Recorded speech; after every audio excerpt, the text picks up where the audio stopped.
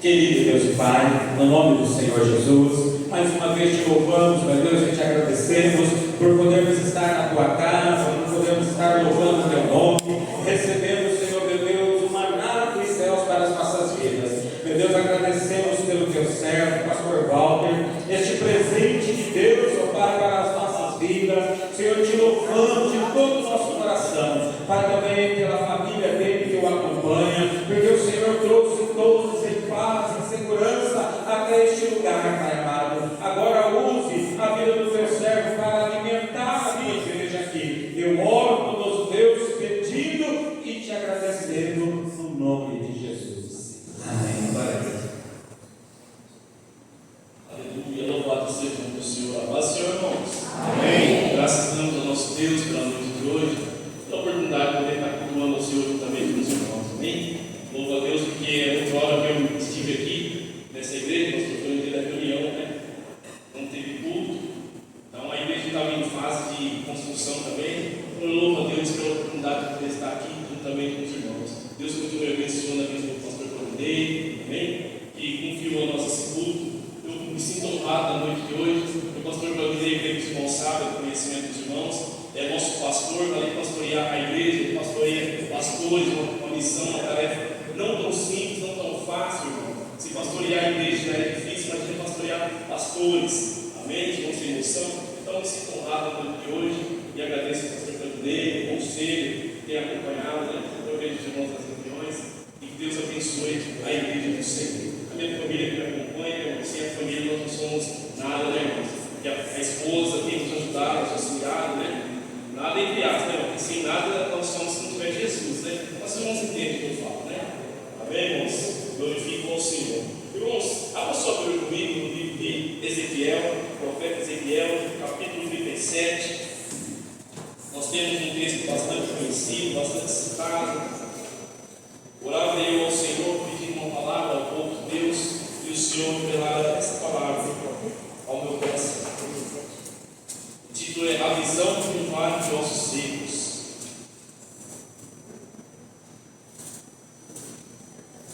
Livro do profeta Ezequiel, capítulo 37. Nós vamos estar lendo do verso 1 ao 14.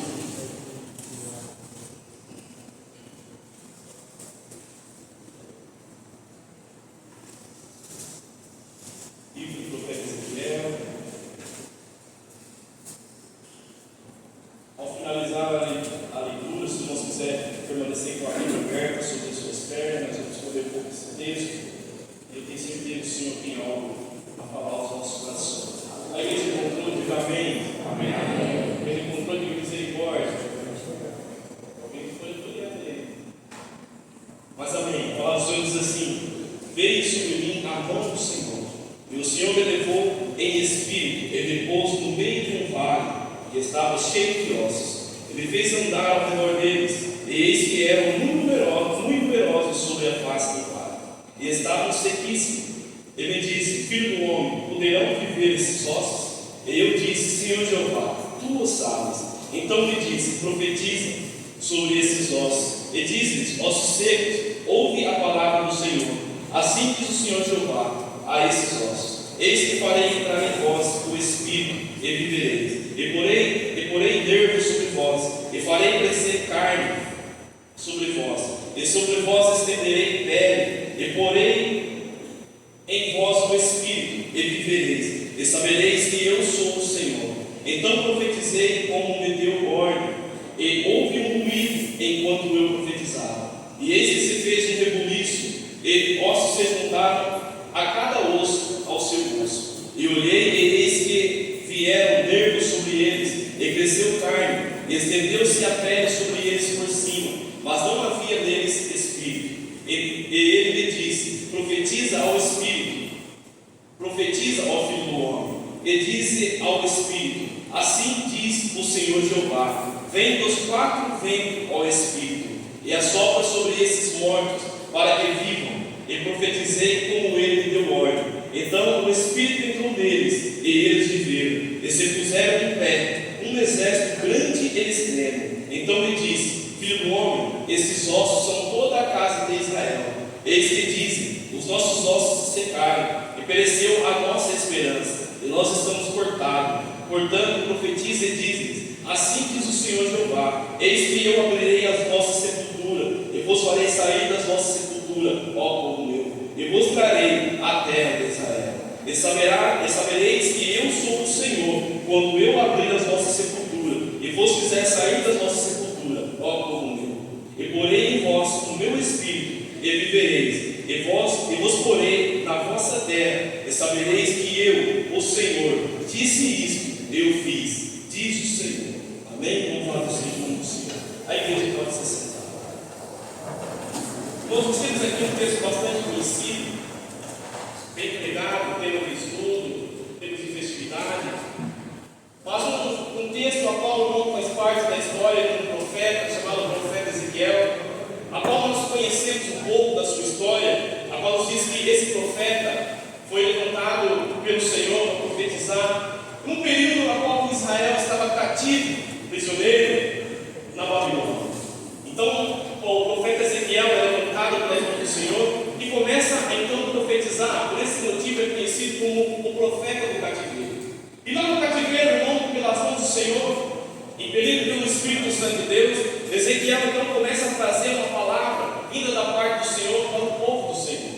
E nessa palavra que o profeta trazia, nós podemos ver desde o capítulo 1 até aqui onde nós chegamos, o profeta Ezequiel fala ao povo que tudo aquilo estava vindo sobre eles por causa da desobediência que eles fizeram contra o Senhor. E por causa da desobediência, o Senhor então se afastara da presença do seu povo, da face do seu povo, deixando eles à sua própria sorte, deixando eles à mercê dos seus inimigos. Irmão, só que ao mesmo tempo que o profeta Ezequiel traz uma palavra, dizendo ao povo tudo aquilo que estava sobrevindo sobre eles, aquele sofrimento, aquela tristeza, aquela angústia na nossa alma, era por causa do abandono que eles haviam tido para com as leis, o mandamento do Senhor, e por isso o nosso Deus rejeitaram. Ao mesmo tempo ele também dizia assim: mas fiquem firmes, perseverem em servir ao Senhor, continue na presença do Senhor, porque o Senhor há de restaurar a vossa sorte, o Senhor há de levar de volta vocês da vossa terra, o Senhor há de restituir o culto, o Senhor há de restituir a adoração, e o Senhor há de se tornar ser o Deus de vocês.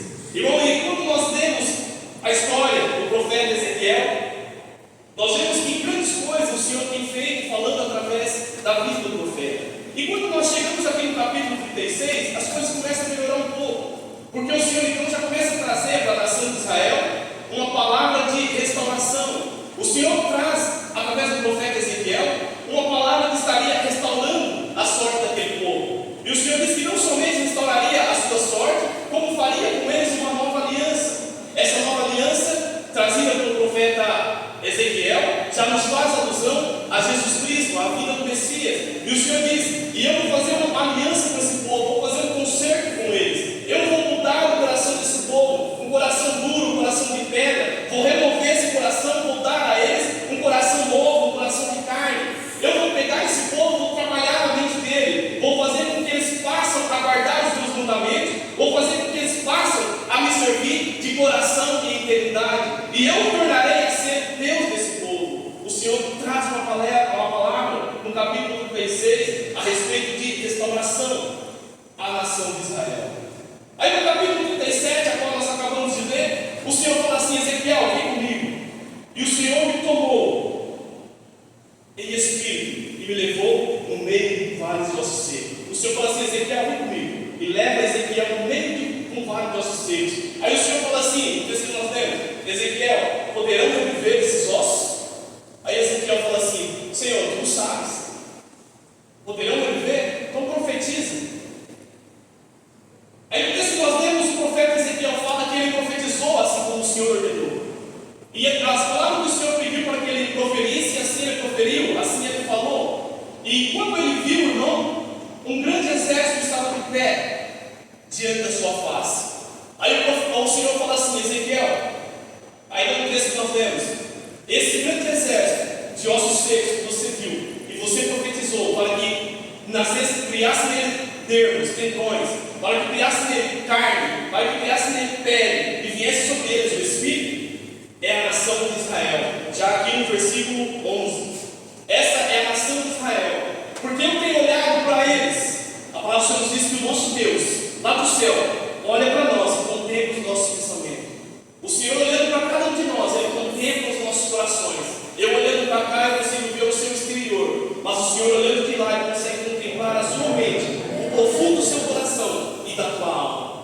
E o Senhor fala assim: eu tenho olhado para esse povo, Ezequiel, e eu tenho visto que eles têm dito, aqui no capítulo, no versículo 11 que nós lemos, eles têm dito: foi-se a nossa esperança. Presta atenção no que nós lemos aqui? Acabou-se a nossa esperança. Olha o versículo 11.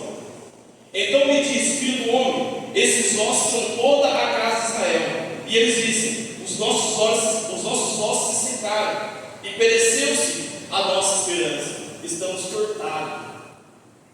Uma linguagem mais simples para que nós possamos entender. A nação de Israel está dizendo assim: nós estamos só o osso. Já viu aquela expressão? Está só o osso. Eu creio que saiu daqui. Bicho, está o osso. Está só o osso. Eu creio que saiu daqui. E o Senhor olhando para esse povo, o Senhor via que ele dizia assim: acabou. A minha esperança acabou.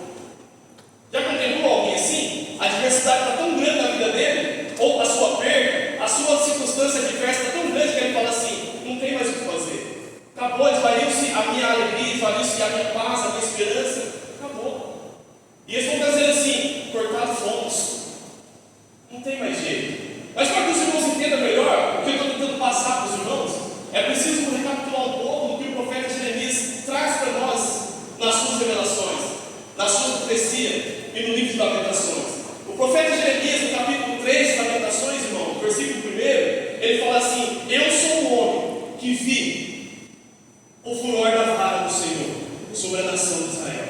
E quando eu vi, os meus olhos se encheram de lágrimas. E quando eu vi, eu sentei e chorei, não aguentei. Irmão, aí se você lê o livro de Lamentações para tentar entender por que o livro de Lamentações é o livro do profeta chorando, o livro do profeta das lágrimas, o profeta Jeremias então começa a trazer nos seus dias, irmão, uma palavra para a nação de Israel, para que eles se arrependessem dos seus pecados e voltassem para o Senhor, porque o juízo sobre aquela nação seria iminente vindo da parte de Deus. O juízo seria, irmão, sem dúvida, que iria atingir toda a nação de Israel, e eles iriam perecer, irmão, por causa da desobediência ao Senhor. E o profeta Jeremias fala, irmão, que quando ele começa a observar o cumprimento da palavra do Senhor sobre a nação de Israel, ele olha então para o lugar onde estava, Jerusalém, e ele vê mães piedosas. Capítulo 4 de Jeremias, versículo 10. Ele vê mães piedosas. Se nós sempre estivéssemos falando de mães, aquelas mães descabeçadas que jogam seus filhos na lata de lixo, e todas essas coisas que nós ouvimos falar aí, ele até entenderia. Mas ele fala assim: eu vi mães piedosas, mães amorosas, pegarem seus filhos e colocarem dentro da panela para poderem saciar a sua fome. Aí quando eu olho novamente, eu vejo os bebês, os bebês de colo, já sem fôlego, de tanto chorar, com a sua língua colada ao céu da boca, de tanta sede, porque não tinha água para beber.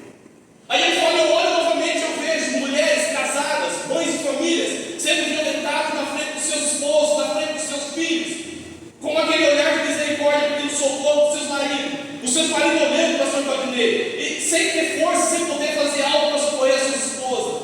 Aí ele fala: eu olho novamente, eu vejo moças virgens sendo violentadas pelas ruas da cidade, na frente dos seus familiares, na frente dos seus pais, dos seus irmãos, na frente da sua mãe, do seu pai, com um olhar de misericórdia, de piedade, pedindo socorro, e os seus familiares sem ter força, sem ter poder, sem ter o que fazer para os poderem ajudar. Aí ele fala: eu olho novamente, eu vejo os jovenzinhos, aquele jovenzinho a qual o seu pai e a sua mãe com tanto estima. Sabe aquele jovenzinho que já está com 22 anos de idade, 19 anos, a sua mãe fala: filho, já almoçou? Filho, está chovendo, pega o guarda-chuva, apoiou a blusa. Sabe aquele cuidado de mãe? Essas mães vendo os seus filhos sendo rasgados, lacerados pela espada, diante dos seus olhos, sem poder fazer nada. Aí ele fala assim: quando eu olho novamente, eu vejo adolescentes de 12, 13, 14, 10 anos de idade, sendo oprimido, sendo escravizado com trabalho esforçado pelas mãos dos babilônios, pelos soldados babilônios, carregando fardos de lenha, cambaleando sem poder aguentar o peso que estava sobre as suas costas. E quando eles não aguentavam, o soldado vinha e os trapassavam com a espada.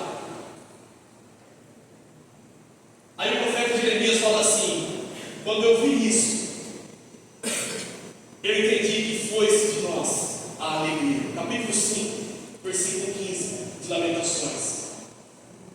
Ao profeta Jeremias ele fala assim, no capítulo 15: cessou o gozo do coração, converteu-se em lamentação a nossa dança. Ao 16: caiu a coroa da nossa cabeça. Ai de nós, porque pecamos. Caiu de nós a nossa coroa. Aquela pompa, aquele orgulho, por fazer parte de uma cidade a qual pertencia o templo do Senhor, a qual Deus vivo estava habitado no meio ali, caiu por terra. Foi-se de nós a alegria, foi-se de nós a felicidade, foi-se de nós a paz. É esse povo aqui, nessas condições que eu falei para os irmãos, sem aumentar, sem tirar, sem acrescentar nada. Tudo isso que eu disse está aqui, dentro da palavra do Senhor. Se você ler o livro da Lamentações, você vai ver. É um pouco mais bárbaro do que eu disse aqui. É esse povo que está entrando na Babilônia com a cabeça baixa, pensando: acabou, acabou, não tem mais o que fazer, não tem mais esperança para mim, acabou. Eu vi a minha esposa sendo violentada diante dos meus olhos. Aí a esposa, aqui tem o seu marido amado, fala assim: eu vi meu esposo sendo decapitado na minha frente. Você consegue imaginar isso, irmão? Eu tive que comer o meu filho para poder saciar minha fome. Olha que barbaridade, irmão. Eu vi a minha moça virgem, a qual eu estimava muito, a qual eu arrancava minha camisa para poder vestir ela, sendo violentada diante dos meus olhos. Eu vi o meu jovenzinho, a qual eu gostava de pescar com ele, a qual eu gostava de plantar junto com ele, nós conversávamos, falávamos do futuro, sendo morto diante dos meus olhos, eu não pude fazer nada. Acabou. Acabou-se a alegria, foi-se embora a paz, foi-se embora a felicidade. Aí o Senhor, irmãos, conhecendo o pensamento desse povo, contemplando o que há em vossos corações, olha do céu e fala assim: profeta Ezequiel, fala para eles que eu vos tirarei da sepultura. Fala para eles que eu vou tirar de lá. Sepultura, irmão, os significados, você dá uma pesquisada, significa morte, grande perca, foi-se. Aí o Senhor fala assim: Ezequiel, fala para eles que eu vou vos tirar de dentro da sepultura.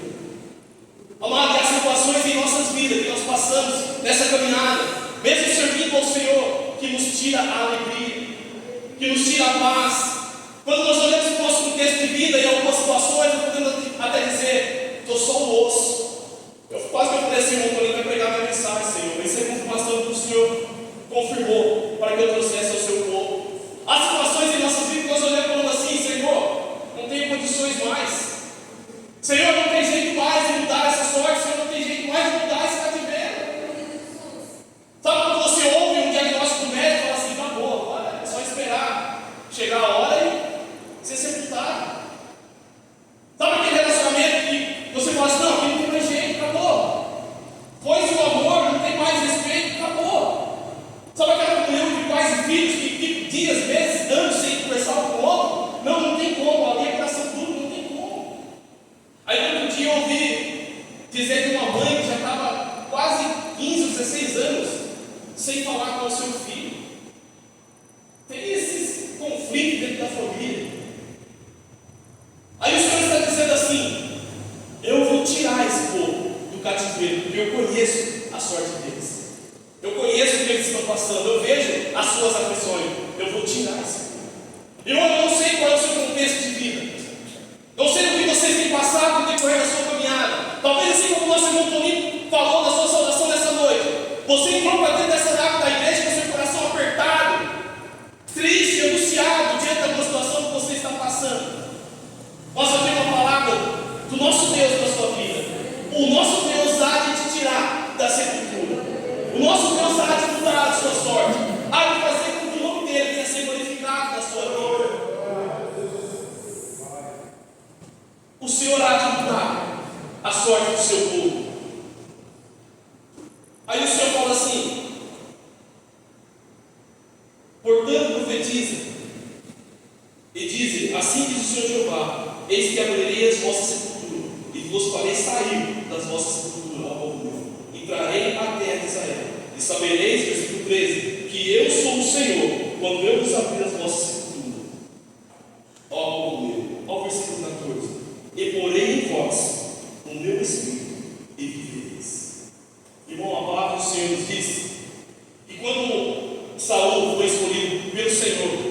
ser rei, o primeiro rei da nação de Israel, o profeta Samuel deu uma palavra para ele. E o profeta Samuel falou para ele que o Espírito do Senhor viria sobre ele e o transformaria em outro homem. Irmão, e o Senhor está dizendo aqui, após tirar esse povo da sepultura, após restaurar a sorte deles, o Senhor estaria enviando o Espírito Santo, o Espírito de Deus, sobre a vida deles, para os transformar em outras pessoas. O Senhor Deus está enviando o seu Espírito sobre a sua vida, sobre os seus, para os transformar em outras pessoas. Me entenda o que eu digo nessa noite. Aquele que mentia, não mente mais. Aquele que era estúpido, ignorante, arrogante, não se tornará mais, porque o Espírito Santo do Senhor fará uma obra extraordinária em sua vida. Aquele que era currão, aquele que era grosseiro, aquele que era ignorante, já não se comportará mais assim, porque o Espírito Santo de Deus o converterá no vosso coração, o transformará em outra pessoa. Aquele que adulterava, aquele que traía, não mais adulterará, porque o Espírito Santo de Deus virá sobre ele e o transformará em uma outra pessoa. O Espírito Santo de Deus age sobre aquele jovem rebelde, sobre aquele jovem obstinado que não respeita pai e mãe, e o transformar em outra pessoa. Há de fazer com que sejam pregadores da palavra do Senhor, não pregadores, mas ministros do Evangelho. Aquela moça rebelde que boquejava com tudo, o Espírito Santo de Deus vindo sobre ela, há de fazer ministro de adoração, ministro de louvor na casa do Senhor.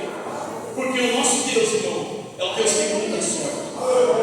O Deus que nós servimos é o Deus que tem prazer, irmão, em abençoar o seu povo. E o Senhor então traz essa palavra ao profeta Ezequiel. Só que, irmão, é engraçado, porque a palavra do Senhor me traz algo que me faz parar e pensar e refletir. O profeta Jeremias era um homem que tinha um nível elevado de comunhão com o Senhor. Deus falava com ele e transmitia a mensagem para o povo. No capítulo 32 do livro do profeta Jeremias, nós vemos o profeta Jeremias recebendo uma palavra do Senhor que diz assim: vai vir sobre ti. Jeremias estava lançado no cárcere, porque o rei Zedequias havia mandado prender, porque as profecias de Jeremias eram contra a vontade do rei Zedequias. O rei Zedequias falou assim: esse moço só profetiza coisa ruim a meu respeito. Leva esse rapaz aqui, prende ele no cárcere lá. Só solta ele quando eu vencer essa guerra aqui, quando tudo estiver terminado. Aí Jeremias fala assim: se você quando vencer essa guerra, se você então terminar com isso aí, não é Deus que está falando através de mim. Prende esse moço, tira esse rapaz daqui. Aí o Senhor fala assim: Jeremias, vai vir até você, lá no cárcere, um dos seus familiares, e vai te oferecer uma herança, vai te oferecer uma terra, uma propriedade. Pega, compra ela, larga as escrituras e guarda, conserva por muito tempo. Capítulo 32 do profeta Jeremias. Aí a palavra do Senhor nos diz que Jeremias, assim como ouviu da parte do Senhor, assim aconteceu. Veio um dos seus primos, Anani, e ofereceu a sua terra para o profeta Jeremias. A minha herança é tua por direito. Compra a minha terra, compra a minha propriedade. O profeta Jeremias então fala assim: então eu compro a sua terra, porque essa palavra veio do Senhor. O Senhor me mostrou, o Senhor falou comigo que você viria até mim. Baruque era o auxiliar de Jeremias. Lá na escritura, escreve tudo, anota tudo certinho, pega esse documento, coloca dentro de um vaso, de barro, para que se conserve por muito tempo. Aí então ele recebe a palavra do Senhor, porque assim diz o Senhor: ainda comprarão campos, edificarão casas e plantarão vinhas neste lugar. Maravilhoso a palavra do Senhor. Aí Jeremias, irmãos, aí no capítulo 32 fala assim: então eu orei ao Senhor, ó Deus soberano, maravilhoso, Deus majestoso, longânimo, e fez uma oração. Deus de maravilhas, poder. Fala assim: eu sei que para ti, Senhor, todas as coisas são possíveis, porque o Senhor é o soberano de toda a terra. Lê a oração de Jeremias, acho que é a partir do capítulo 14, 16, da parte do verso, do capítulo 32. E ele fala assim, resumindo já a oração de Jeremias: Senhor, estão diante dos meus olhos a cidade de Jerusalém toda cercada, já estão vendo as suas trincheiras, já estão vendo os seus soldados. Profeta Jeremias, estão diante dos meus olhos, já estou vendo a tua palavra se cumprindo, Senhor, a humilhação, a aflição vindo sobre o povo. Aí o Senhor me diz: darão vinho neste lugar? Vem para os irmãos ver, capítulo 32, que maravilhoso. Aí o Senhor fala assim: por acaso haveria alguma coisa maravilhosa demais para mim, ô Jeremias? E eu gosto quando o Senhor fala assim: por acaso haveria coisa extraordinária para mim, ó Jeremias? É um texto bem conhecido, meu irmão. Temos uma conversa, né? Por que eu fico surpreso, irmão? Porque Jeremias tinha uma caminhada na presença do Senhor no seu tempo. Jeremias sabia quem era o Senhor. Jeremias viu diante dos seus olhos o cumprimento da palavra do Senhor.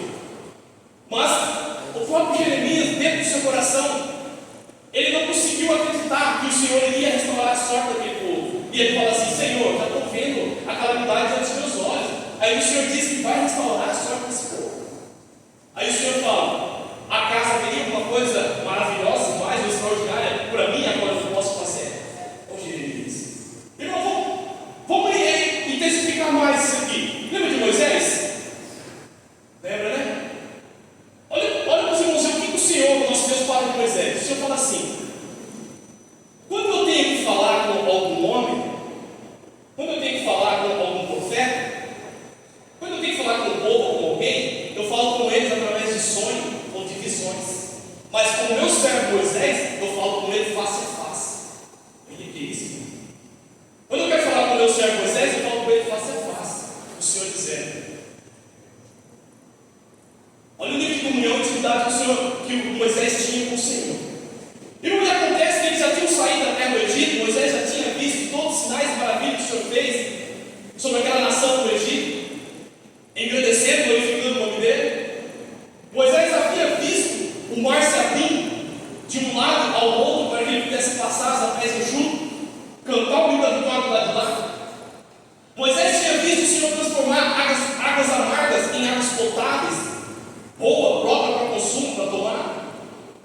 Mas chegou um período ali que a palavra do Senhor é interessante. Ela fala assim: o populacho, os vulgos, algumas pessoas que saíram do Egito e acompanharam o povo de Israel, acompanharam a Moisés, sentiram o desejo de comer carne. E esse povo começou a inflamar no meio do povo do Senhor, dizendo assim: que vontade de comer carne. Lá no Egito era bom, lá tinha peixe, lá tinha cebola, lá tinha pepino. Aqui só tem esse maná, esse povo viu que vem do céu. Eu quero carne, irmão. E é impressionante, até aquele que não estava nem lembrando de carne passa a ter vontade de comer carne. Aquele que não estava nem sonhando, nem pensando em carne, fala: é mesmo, é verdade. Pensou no bifinho, uma bigainha assada ali, um solzinho grosso por cima. Irmão, ele vem uma praga no meio do povo: quer carne? É isso mesmo? Pois é, eu quero carne. Mas quer carne? Se eu tiro lá para correr esse deserto, eu quero carne. Irmão, ele vem uma praga. Aí Moisés então chega diante do Senhor e fala assim: Senhor, por acaso eu parei esse povo? Por acaso eu não tenho a obrigação de carregar ele no colo, Senhor, para poder dar carne? Eu não vou uma carne, Senhor, para dar para tanta essa gente.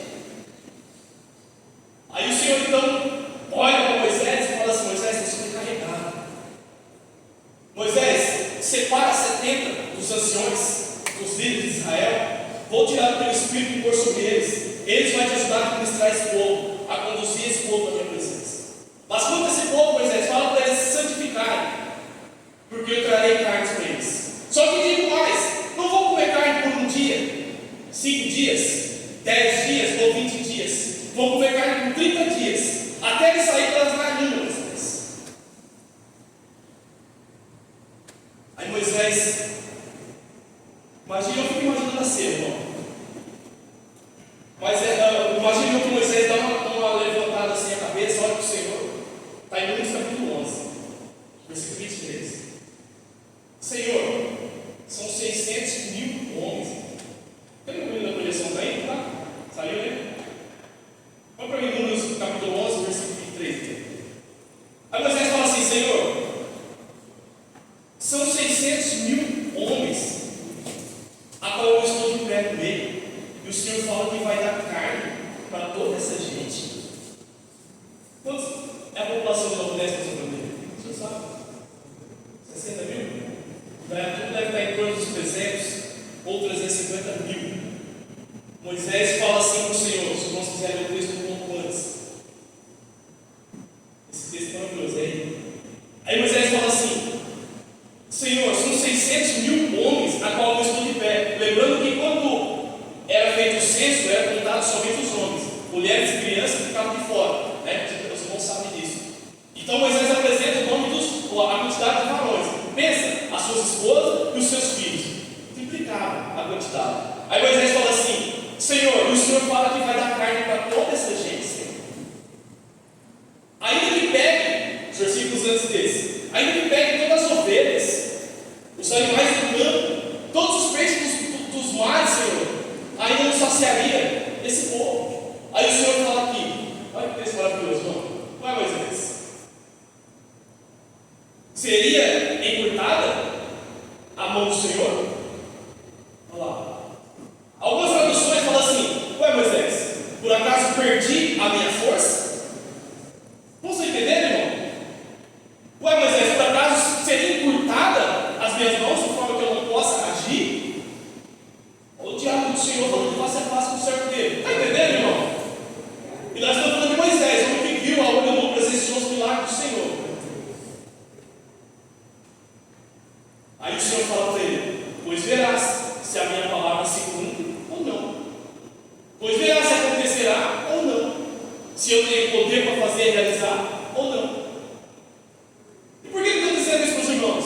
Porque, irmãos, homens de comunhão e intimidade elevada diante da face do Senhor, meu irmão, diante da situação na qual estavam vivendo, não conseguia acreditar mais que a sua sorte poderia ser mudada, que a sua sorte poderia ser restaurada. E esses homens, estando na presença do Senhor, sabendo quem o Senhor era, olhavam para a sua realidade, olhavam para o que estava diante dos seus olhos e diziam assim: não tem como, não tem jeito. Aí imagino eu que o profeta Ezequiel, só ouvindo o que o Senhor está falando, porque se os irmãos dele, a partir do capítulo 37, o Senhor está trazendo uma palavra através do profeta Ezequiel, dizendo assim: vou restaurar a sorte desse povo, eu vou tirar eles da sepultura, vou colocar o meu espírito sobre eles, vou os transformar em outras pessoas, e vou trazer a restauração de Jerusalém, vou levar eles para Jerusalém, eles vão habitar lá, vou trazer a restauração do templo, e eu habitarei no templo, vou trazer a restauração do culto, e a minha presença será manifesta novamente no meio deles, porque eu sou o Senhor.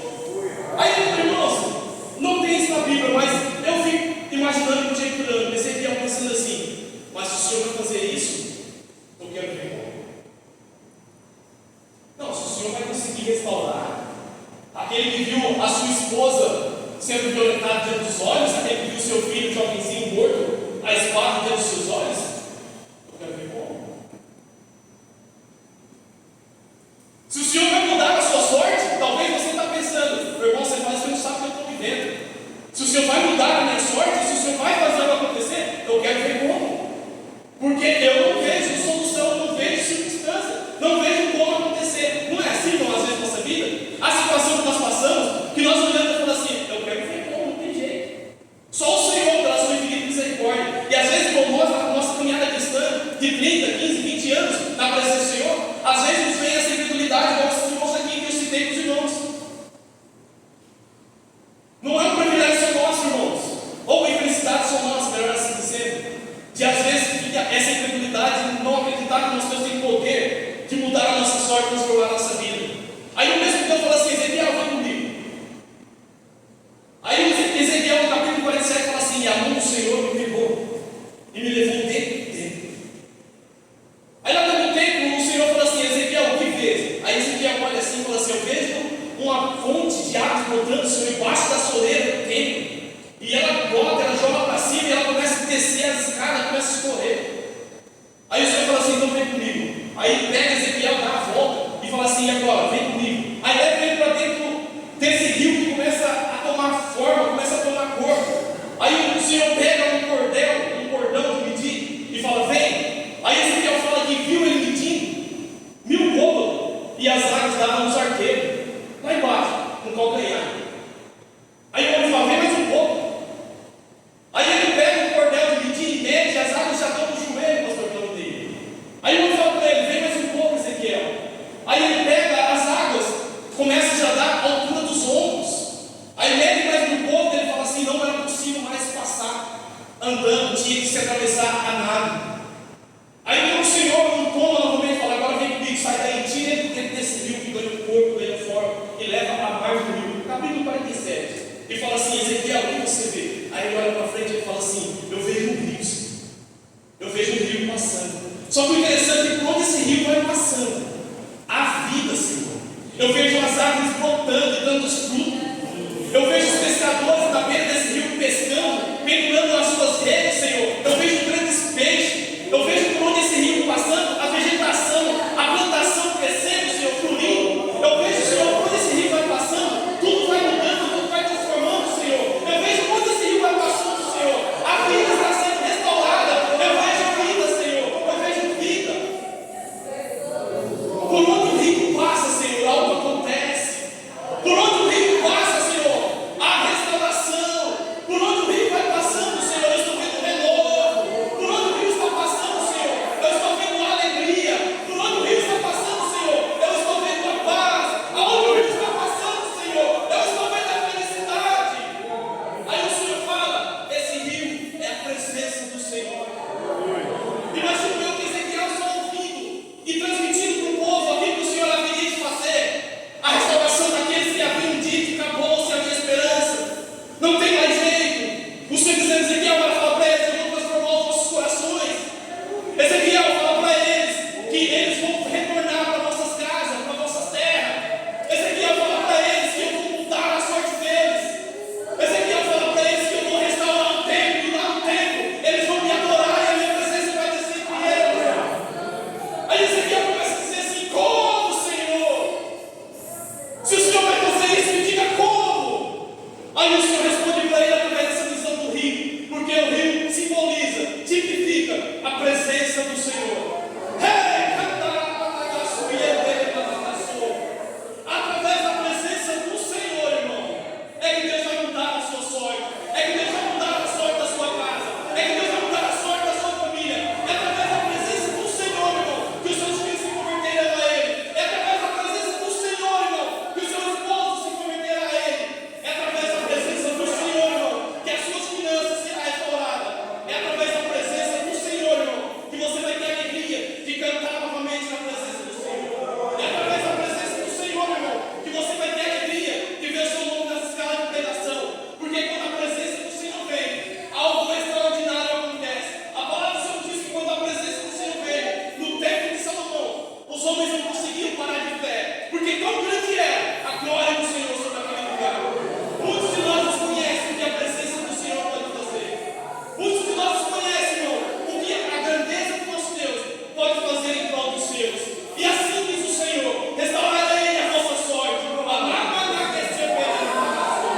Restaurarei, darei a vossa sorte. E saberão que eu sou o Senhor. Saberão que existe um Deus sobre a face da terra. Darei a vossa sorte, ó povo meu. Darei a vossa sorte. Aonde havia tristeza, se converterão em alegria. Aonde havia pranto, se converterão em riso. Aonde havia escassez, se converterão em fartura. Porque a presença do Todo-Poderoso é sobre nossas vidas. Nós não servimos um Deus qualquer, irmão. Nós servimos um Deus que é poderoso. E esse Deus poderoso, quando Ele se inclina no céu para ver a terra, Ele vê o nosso coração, Ele contempla o teu coração, Ele contempla a tua vida, Ele contempla a sua história. E a palavra do Senhor diz que quando Ele olha do céu para a humanidade, Ele contempla o povo seu. Ele pega o homem lá do monturo, toma pela mão, segura firme, e toma ele, e faz se sentar junto com os príncipes do seu povo. Já levar. E quando Ele pega esse homem para se assentar junto com os príncipes do seu povo, junto com os nobres, o Senhor pega aquela mulher que era infértil, sabe o que tem consigo? Aquela mulher que era estéril, e a torna excelente mãe de filhos. Aí eu digo para os irmãos essa noite: haveria alguma coisa demasiadamente difícil para o seu Deus, irmãos? Haveria alguma coisa extraordinariamente impossível para o seu Deus, irmãos? A qual Ele não possa fazer? A qual Ele não possa realizar? Pois como diz o Senhor para Moisés: pois então verás se a minha palavra se cumprirá ou não, e saberás que eu sou o Senhor. O Senhor tem cuidado de nós, irmãos. O Senhor tem cuidado das nossas vidas. O Senhor tem cuidado da sua igreja. O Senhor tem cuidado do Senhor. Quero que vocês coloquem em pé e estão orando pelo seu filho.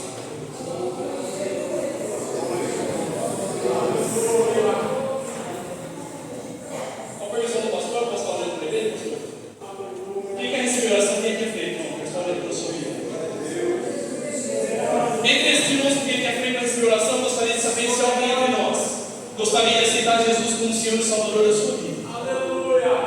Talvez você tenha vindo participar dos cultos, frequentado as programações da igreja, mas aí você não é crente, cristão, salvo do Senhor Jesus. Você é simplesmente um simpatizante da fé. E deixa eu te dizer, o simpatizante não entrará no reino do céu. Você precisa ser crente, irmão. Você precisa ser cristão, convertido em Cristo Jesus. Alguém gostaria de aceitar Jesus? Levanta, Senhor, nas suas mãos. Alguém gostaria de aceitar Jesus como Senhor e Salvador da sua vida? Nós vamos estar orando. Não prometo para você uma vida de 1000 maravilhas, ou como muitos têm anunciado por aí, uma vida de mar de rosas. Talvez terá dificuldade sim, mas eu garanto para você que a presença do Senhor, como nós ouvimos aqui, nosso irmãozinho Toninho falando, não há de te desamparar, não há de te abandonar, sempre há de estar contigo. Senhor Deus e meu Pai, eu quero te exaltar, meu Deus querido, na noite de hoje. Quero te glorificar, meu Pai, por cada irmãozinho, meu Pai querido, que está presente no seu lugar. Ó meu Pai Santo, quero diante da tua face apresentar os teus filhos, meu Pai, que vieram aqui à frente. Quero encarecidamente, meu Pai querido, suplicar a tua misericórdia em prol dos seus filhos, ó Deus querido. Filho esse, meu Pai, é o Senhor que entende a nossa sorte, que conhece a nossa história. Meu Pai querido, em nome de Jesus, eu quero pedir que a tua misericórdia, a tua graça, venha sobre a vida dos teus filhos, ó Pai. Meu Deus, o Senhor nos tire, meu Pai, da sepultura. O Senhor nos tire, meu Pai querido, do cativeiro. Circunstância é essa, meu Pai, a qual eles têm olhado. Meu Deus querido, que tem imaginado, não tem jeito, não tem solução. Em nome de Jesus, encarecidamente eu suplico a Ti, meu Pai querido. Entra, meu Deus, com providência, meu Pai, na vida dos meus filhos. Muda, meu Pai querido, a nossa sorte. E transforma, Senhor, a alegria, meu Pai, do teu povo, para a exaltação do teu santo nome. Pai querido, quero apresentar diante de Ti nossos lares. Quero apresentar diante de Ti nossas famílias. Quero apresentar diante de Ti, meu Pai, nossos cônjuges, nossos filhos. Meu Pai querido, em nome de Jesus, eu peço a Ti, envia da tua unção, da tua presença, da tua graça, no lar dos teus servos. Meu Pai, traga a restauração da comunhão, traga a restauração, meu Pai, da paz, traga a restauração, meu Pai, da felicidade, traga a restauração, meu Deus querido, da vida financeira, traga a restauração, meu Pai, do ministério. Ó meu Pai Santo, visita, meu Deus querido, no lar dos teus filhos, meu Pai, e engrandeça, meu Deus, e glorifica e exalta o teu santo nome. Pai querido, em nome de Jesus, eu peço a tua misericórdia. Há circunstâncias, situações a qual nós não temos condições de resolver, meu Pai. Mas suplicamos uma intervenção divina, meu Pai, para que o Senhor venha nos dar a sorte do teu povo. Meu Pai querido, por isso, em nome de Jesus, apresento esses aqui diante da tua face, pedindo que a tua misericórdia venha de encontro às suas vidas, mudando a vossa sorte,